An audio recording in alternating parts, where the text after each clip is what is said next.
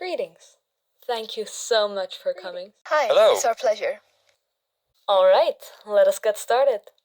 I am Heather Kelley from the Express Reader, and I am joined today by the children of the late war hero Simon Salvador, Christopher Salvador and Cymbeline Salvador respectively. Welcome, Miss and Mr. Salvador. Thank you for having us. Now, I'd like to start off by asking, how are you doing? I can imagine it must be incredibly hard to appear in public in such a short time after a tragedy like this. It has been hard. Grieving while trying to organize a funeral has been incredibly difficult for both of us. I'm just very glad that we have each other at the very least. I see. I completely understand if you're not ready to speak about it yet, but what exactly happened on the night of his death? We were holding a celebration that night. We were supposed to celebrate his retirement and have me officially take over his position. Because I've been studying abroad most of the time, we had agreed that he would teach me how to take care of the estate in a sort of trial period. Cymbeline and I were receiving guests downstairs while he rested a bit in his office. It's not a secret that Father's health had been deteriorating ever since he collapsed, but either way, we noticed he still hadn't made an appearance, so I went upstairs to check on him, and I'm sorry. No, please, don't apologize. I am so sorry for making you relive that nightmare. Let's change the topic. How are you planning to handle the succession now?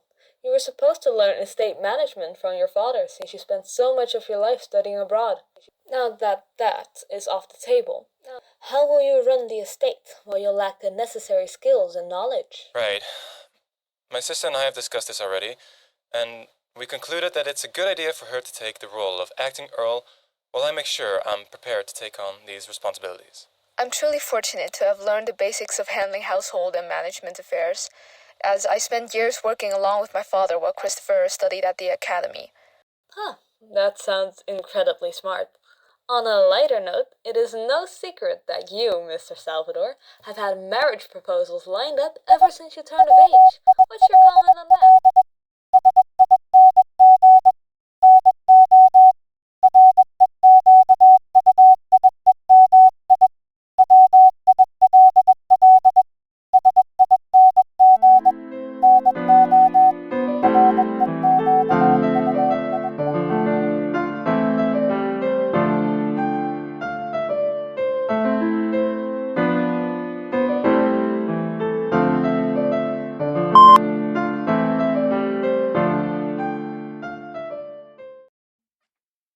Start log 0036. This autopsy is performed by Dr. Atwool from Eastwood Hospital. The full name of the deceased is Simon Vincent Salvador, aged 64, Caucasian male. The patient was found unresponsive in his office around 4 o'clock in the afternoon. Once the physician arrived, the patient had already stopped breathing. The pulse was abnormally slow and stopped about 20 minutes after the patient had been found. Symptoms noted by the physician include cold clammy skin, grey lips, and eye miosis. After examination, traces of vomit and bile have been found in the oral cavity. There is also an aneurysm in the left eye of the patient, and there seems to be multiple hematomas just above the patient's nape. The medical history of the patient included a prior stroke at the age of 61, after which the patient experienced continuous constipation, chronic pain, and asthmatic symptoms. Opiate has been prescribed and administered for this chronic pain. The patient also had a history as a war veteran, which may have induced PTSD or other fear-related conditions. The patient has no known medical family history. After careful examination, the cause of death seems to be hemorrhagic stroke. See the included files for the exact tests conducted during the autopsy. Log 0036 end.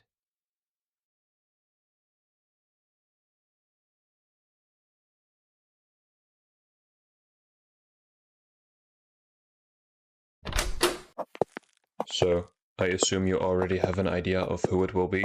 Yes, that boy Christopher, he's quite bright. Oh yeah, he's definitely got a lot of potential. Is there anyone else? No? Why would I need another one? It would look better to the public if you adopted more than one. Maybe a girl. Makes for a good story and a good picture. You just want to get rid of more kids. No, I know I say that, but the orphanage really is on the brink of collapsing. We can't afford to feed everyone through the winter. You know the city council is still talking about restoration, so they've cut our budget yet again. Then what about the Your donations are all that's keeping them from starving to death. And of course I'm incredibly grateful, but the truth is that it's just not enough. If we can't get more funds, we may need to lose a few children. I know it's a lot to ask, but can you really not take another one with you? You're able to feed them and give them an education. I'm the wrong person to ask. Simon, please, just one.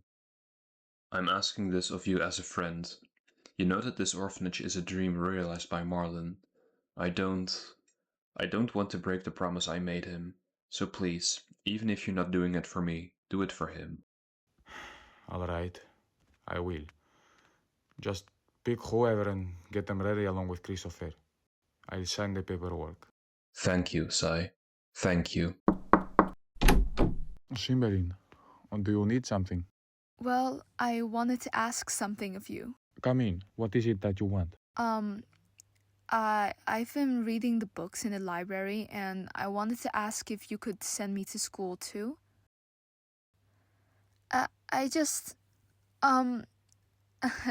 It's a little quiet here since Christopher went away to boarding school, and I think that pharmacy is really interesting, so I'd really like to study it.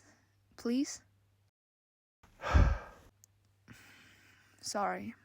Cymbeline, you know that the academy is no place for young girls like you.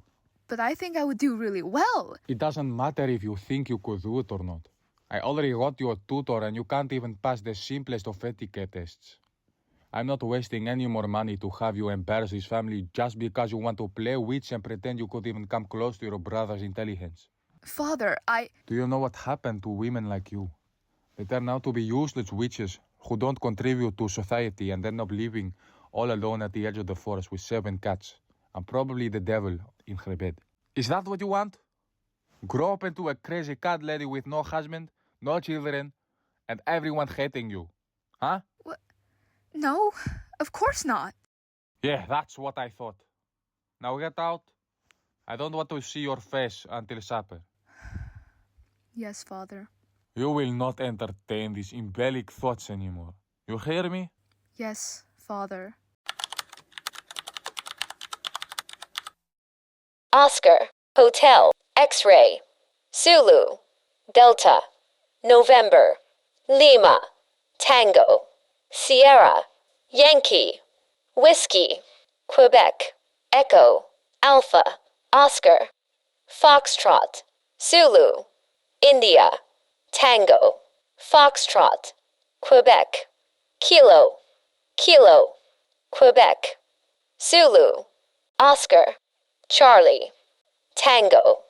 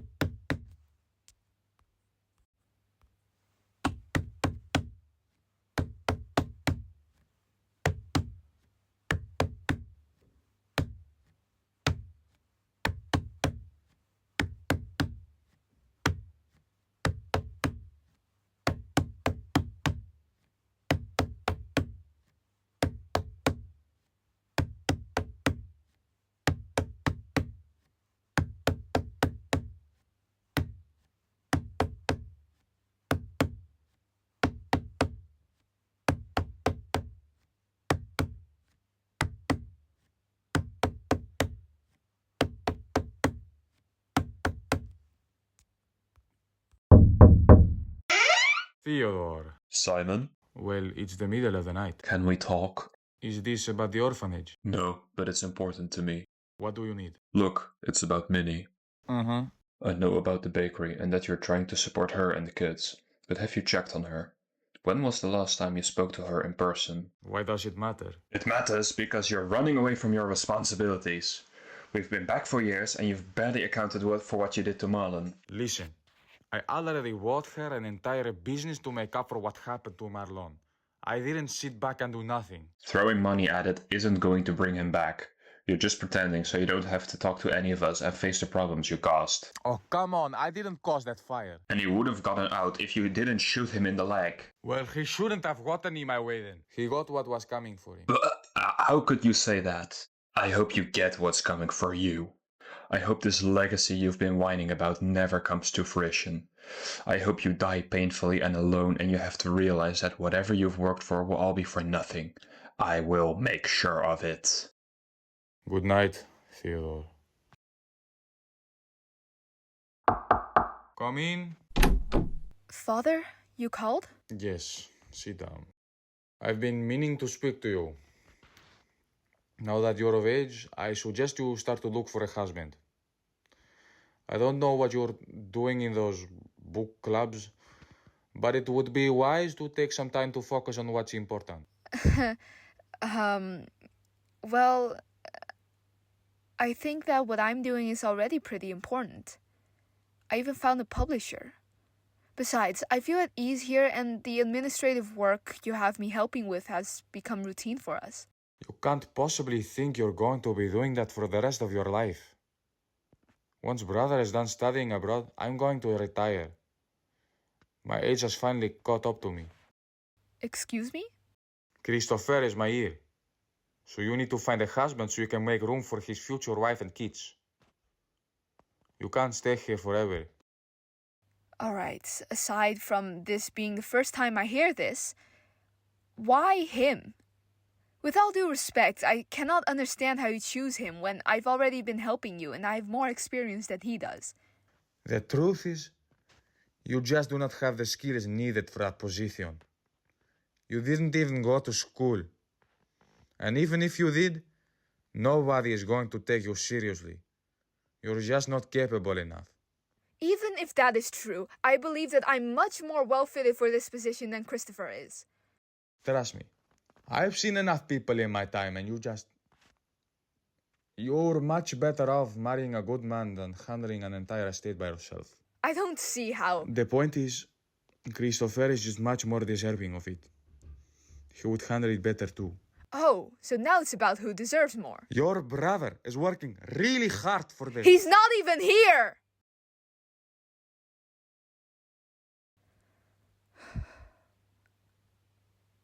I apologize.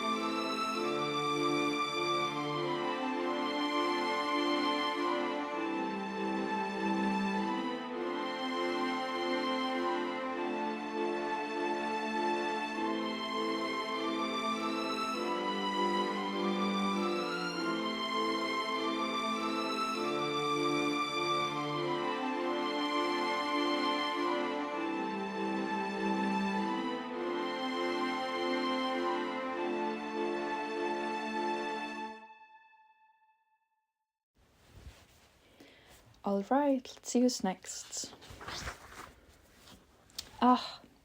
Your birth name is Simon Salvador, correct? Great. Please come this way, Mr. Salvador. I hope Toby didn't scare you too much. We have a lot to talk about.